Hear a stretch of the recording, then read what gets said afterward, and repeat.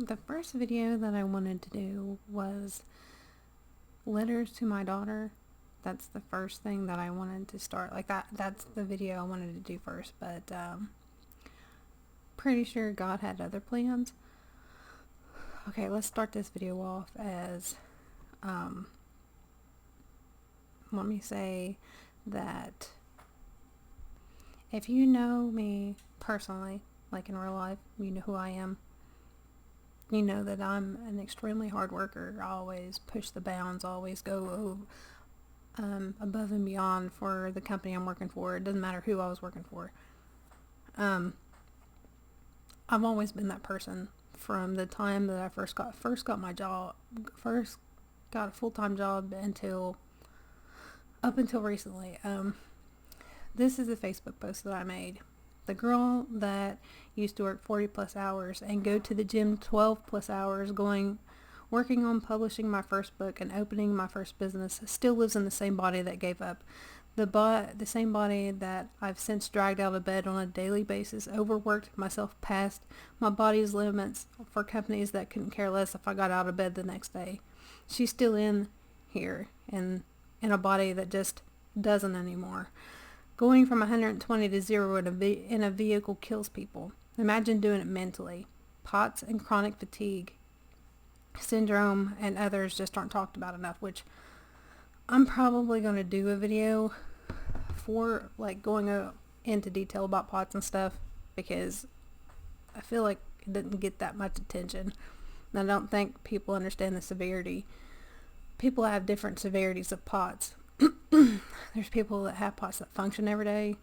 Like mine is hit and miss. Like sometimes I can go full force and not have any issues, and then it just hits me for like 6 months or a year or however long it feels like doing it or whatever. Okay, but anyway, getting back to the point. I've been struggling with mourning my past self because of the stuff that I can no longer do anymore. Like, I can't work 40 hours a week anymore. It's hard for me to do those things anymore physically. And it takes a very hard toll on you mentally because the person you used to be is still in there. And trying to come to terms with that, I guess grieve your past self or grieve what you used to be able to do. Which I'm sure there's people who have more extreme versions of this, and not saying that mine's worse than yours or anything like that. We're not going there. That's not what this is about. Okay, so I opened my Bible last night and I was having an extremely hard time reading and having an extremely hard time with getting back into what I'm supposed to be doing as far as like making money,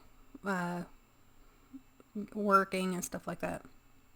Because like mentally, every time I try to do something that I want to do, it's like this nagging thing that's lashed onto me that almost makes me want to cry, because it's like, you can't do that because this might happen, you know. But anyway, I prayed. I closed my Bible because I just couldn't bring myself to read.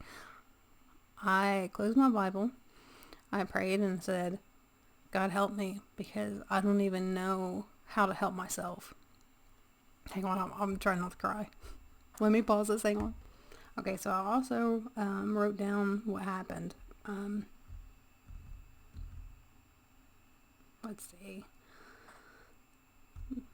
You know, I've been struggling really bad with mourning my past self. And then I'm afraid to push myself too far and fail. I went upstairs, sat in the bed with the Bible open. I couldn't bring myself to read it. So I prayed again. And God gave me something that would help me. And I scanned my bracelet, which I'm sure you've seen these all over TikTok. If I can get it on camera, like these. You scan it, gives you a bracelet, or Bible scriptures. So this is what God gave me to read.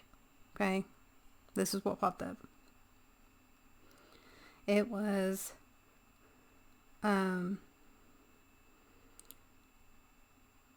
Brothers and sisters, I do not consider myself yet to have taken hold of it. One thing I do, forgetting what is behind and straining forward what is ahead.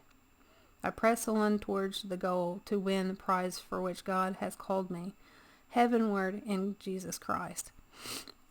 I do have a couple of translations. This one, I don't know if you can see it, is King James, and this one is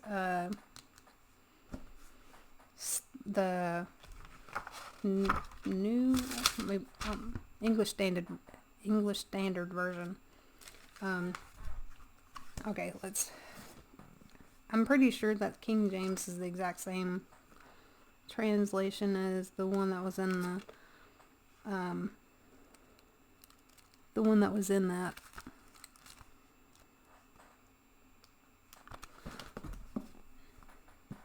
Give me 1 second. This is the English Standard Version, and it says, "Not that I have already obtained this, or am already perfect, but I press on to make it my own, because Christ Jesus has made me his own. Brothers, I do not consider that I have made it my own way, but one thing I do, forgetting what lies behind us and straining forward is what lies ahead. I press on towards the goal for the prize of the upward call of God in Jesus Christ." That's what he gave me to read. He never fails to provide you with what you need. All you got to do is ask. Everything, when I tell you that everything is in here, as far as what you're going through, what you need, everything's in here. Are there questions that none of us know the answers to? Yeah, I can tell you that right now. None of us know all the answers, and we probably never will until, of course, when Revelation happens.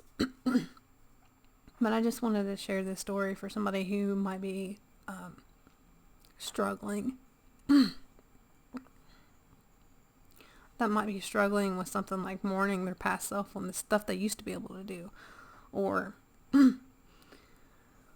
struggling to move forward with their life, trying to find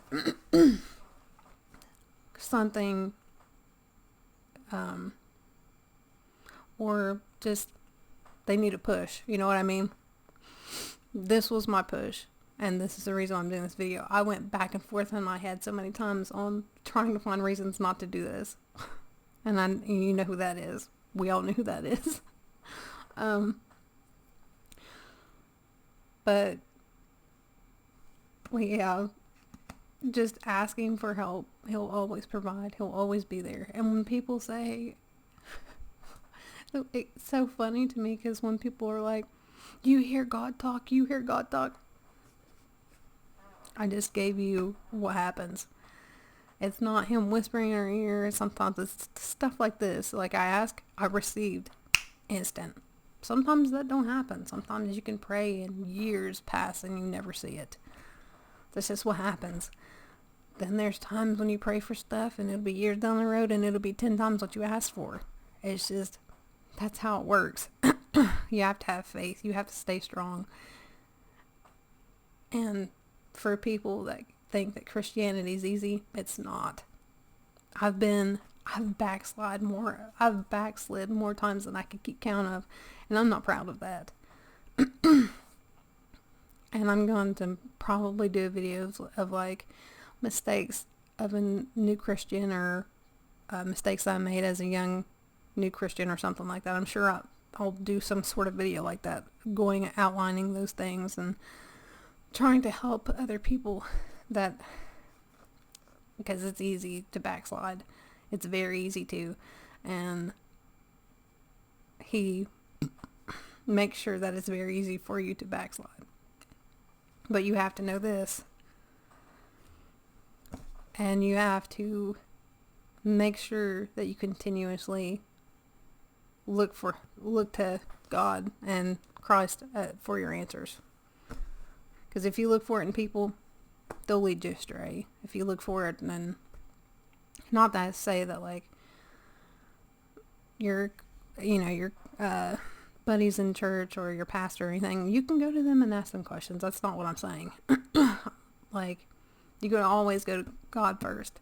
But that's it for this video, and I hope that this video reaches somebody. Maybe it helped you like it helped me. And I'll see you guys on the next time. Sorry, it seems like I'm out of breath. My lung capacity is like a 70-year-old, so sorry if I'm breathing into the mic. If you can hear that, I'm sorry. But I hope that this does reach somebody that needs it, and I hope that it brings you back to God. Thank you for watching. I'll see you next time. Bye, guys.